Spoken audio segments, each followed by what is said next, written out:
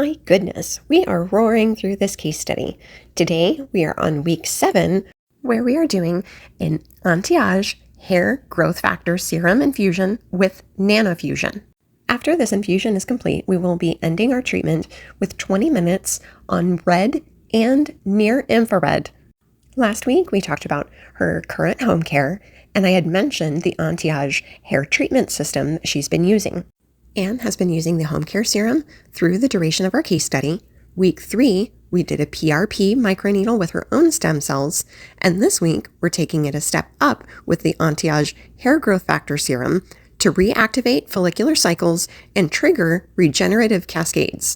Combining this with her home care is like teaching the scalp how to heal and then reminding it daily to keep growing. This serum contains a complex mixture of growth factors, cytokines, and peptides.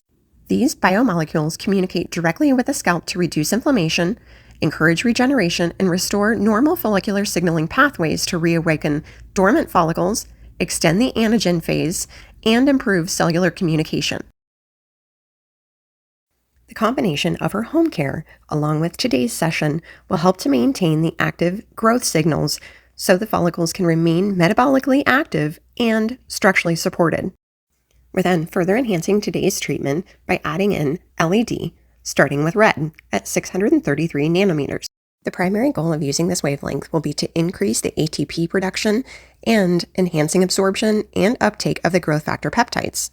The near infrared at 830 nanometers will then work to strengthen the follicle's dermal sheath and extracellular matrix, as well as encouraging the production of nitric oxide, which improves circulation and nutrient diffusion into the papilla bulb.